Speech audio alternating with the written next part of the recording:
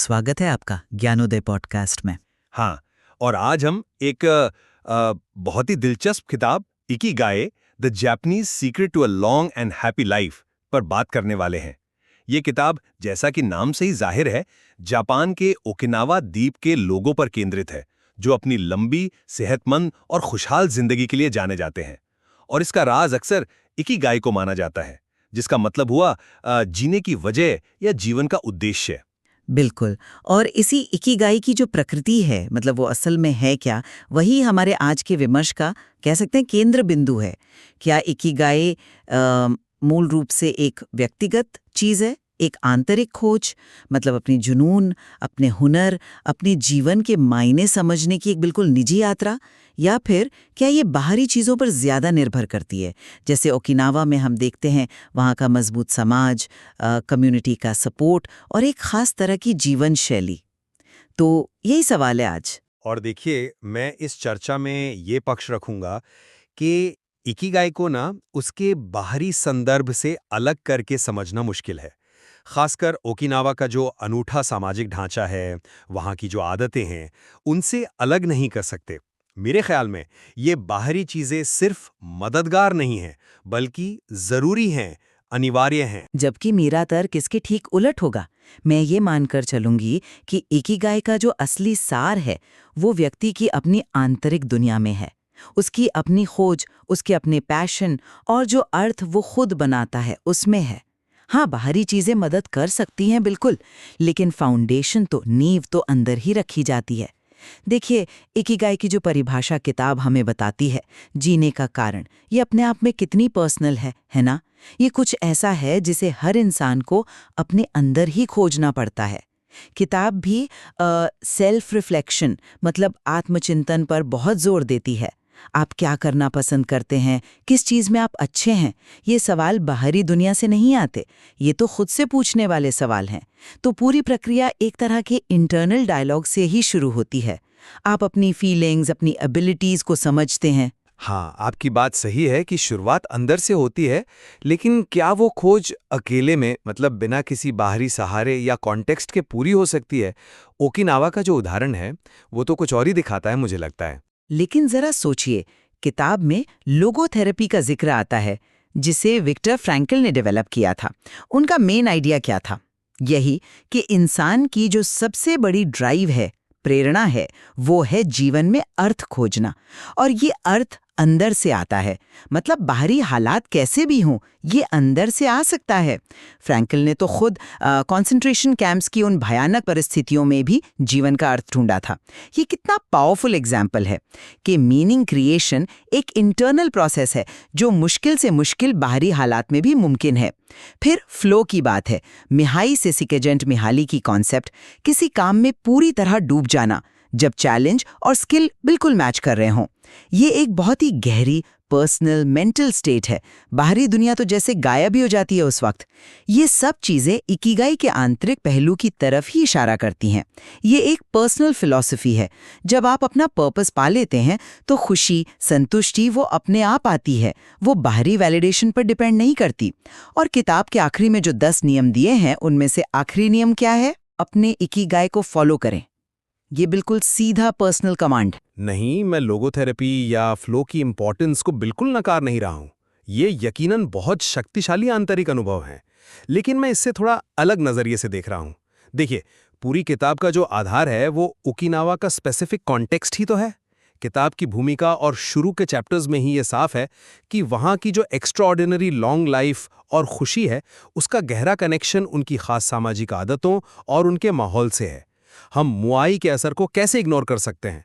ये सिर्फ दोस्त नहीं है, ये जीवन भर साथ निभाने वाले समूह हैं, जो इमोशनल, सोशल और यहाँ तक कि फाइनेंशियल सपोर्ट भी देते हैं।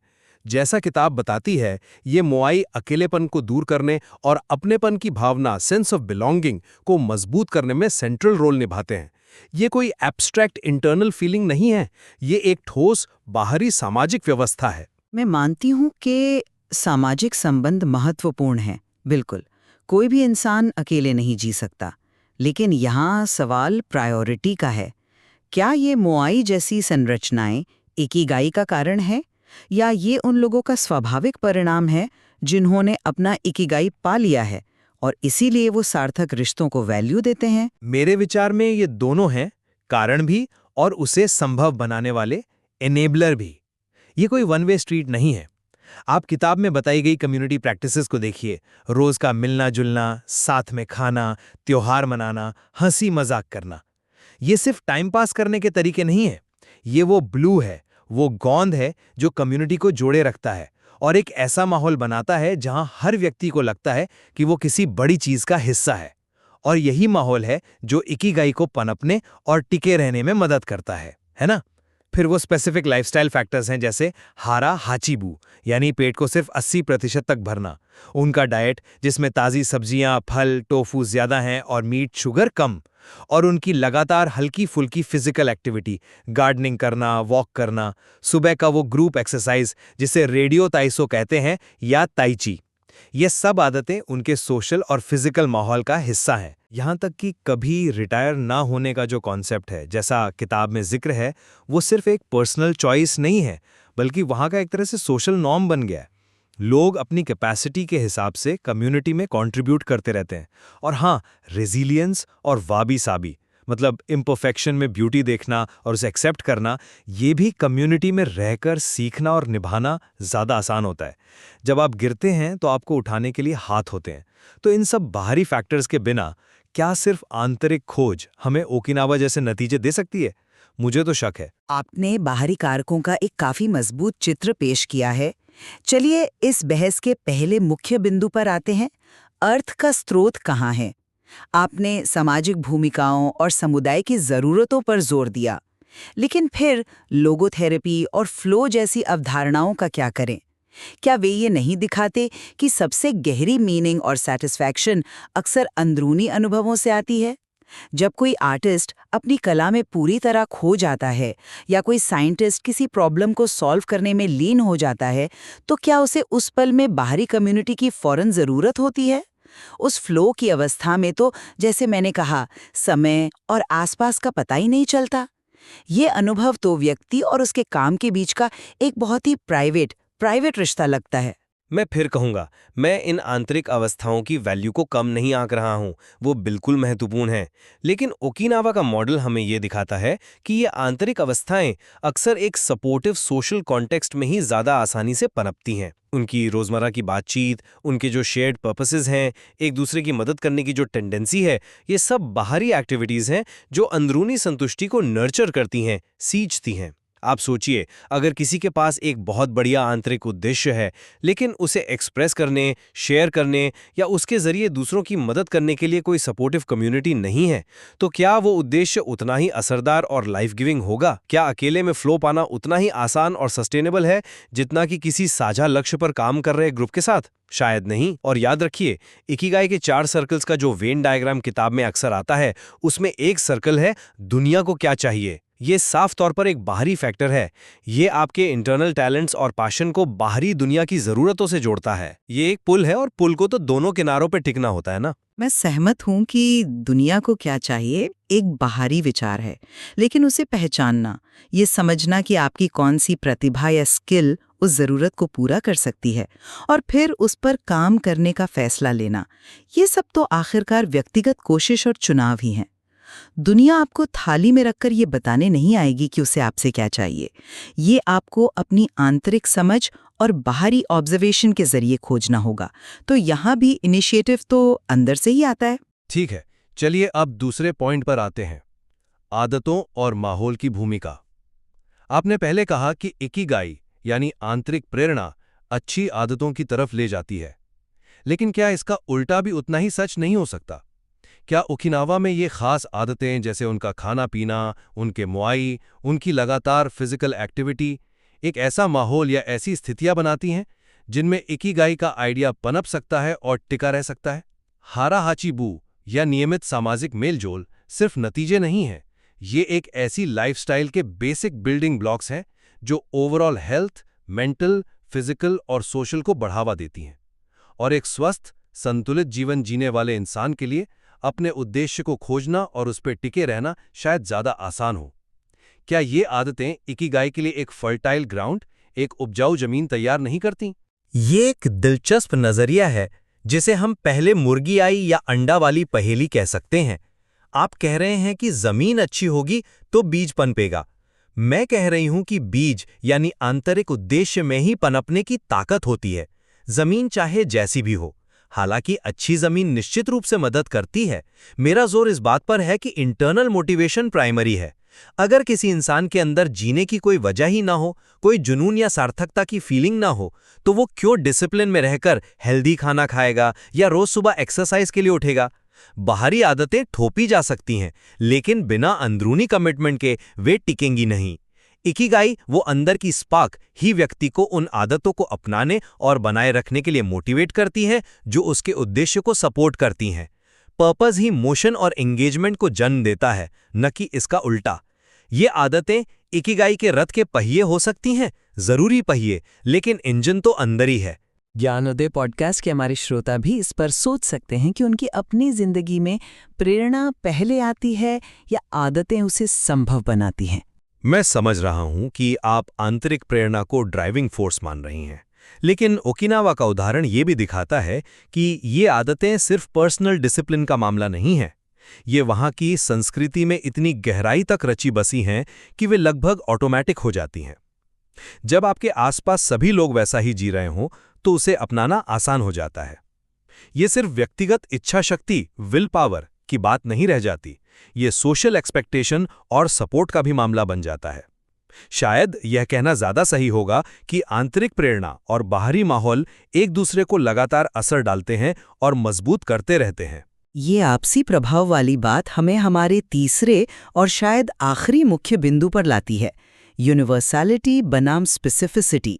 क्या इकिगाई की जो कोर कॉन्सेप्ट है, वो 4 सर्कल्स, आप क्या प्यार करते हैं, आप किस में अच्छे हैं, दुनिया को क्या चाहिए और जिसके लिए आपको पैसे मिल सकते हैं, क्या ये यूनिवर्सल है जिसे कोई भी कहीं भी अपना सकता है? या फिर ओकिनावा में जो इसका नतीजा देखा गया है, वो असाधारण लंबी और खुशहाल जिंदगी, क्या वो वहाँ के यूनिक सोशल और कल्चरल कॉन्टेक्स्ट से इतना ज़्यादा जुड़ा हुआ है कि उसे कहीं और दोहराना लगभग नामुमकिन है? बिल्कुल, और यहीं पर मेरा तर्क बाहरी कारकों पर सबसे ज्यादा जोर देता है। मैं मानता हूं कि 4 सर्कल्स की कॉन्सेप्ट आकर्षक है और दुनिया भर में लोगों को सोचने पर मजबूर करती है। किताब में दिए गए 10 नियम भी जनरल प्रिंसिपल्स के तौर पर उपयोगी लग सकते हैं, लेकिन क्या सिर्फ इन सिद्धांतों को अपनाने से कहीं भी किसी भी जगह ओकिनावा जैसे नतीजे मिल सकते हैं? मुझे तो गहरा शक है। ओकिनावा में जो एक्स्ट्रॉर्डिनरी रिजल्ट्स दिखते हैं वे उन फैक्टर्स पर बहुत ज़्यादा निर्भर करते हैं जिन्हें रेप्लिकेट करना, दोहराना बेहद मुश्किल है। आप किसी वेस्टर्न सोसाइटी में या किसी बड़े शहर में एक मजबूत, लाइफ लॉन्ग चलने वाली मोई जैसी व्यवस्था कैसे बना सकते हैं? आप ओकिनावा जैसा कम तनाव वाला, प्रकृति के करीब का माहौल कैसे सुनिश्चित कर सकते हैं? उनका वो खास लोकल और ट्रेडिशनल डाइट कैसे अपनाया जा सकता है? और परिभाषा के जो बाहरी कंपोनेंट्स हैं, दुनिया को क्या चाहिए और जिसके लिए भुगतान किया जा सकता है, ये तो पूरी तरह से लोकल, सोशल और इकोनॉमिक कॉन्टेक्स्ट पर निर्भर करते हैं। जो स्किल या सर्विस ओकिनावा के छोटे खेती-बाड़ी वाले समुदाय में कीमती है, वो शायद न्यूयॉर्क या मुंबई में ना हो, और इसका उल्टा भी सच है। तो मेरा मानना है कि इकिगाई की कॉन्सेप्ट भले ही यूनिवर्सल होने का दावा करे, लेकिन ओकिनावा में उसका जो मैनिफेस्टेशन है, उसका जो प्रकटीकरण है और उसके जो नतीजे हैं, वो बहुत ही विशिष्ट और संदर्भ आधारित है। ज्ञानोदय पॉडकास्ट में हम अक्सर ऐसे जटिल विचारों पर बात करते हैं जहां आसान जवाब नहीं होते, और इकिगाई निश्चित रूप से उनमें से एक है। लेकिन क्या ये विशिष्टता पूरी तरह से बाहरी ही है? क्या ऐसा नहीं हो सकता कि ओकिनावा के लोगों की जो मानसिकता है, उनका वर्ल्ड व्यू, उनकी जो आंतरिक शांति और लचीलापन है, वो भी उतना ही महत्वपूर्ण हो?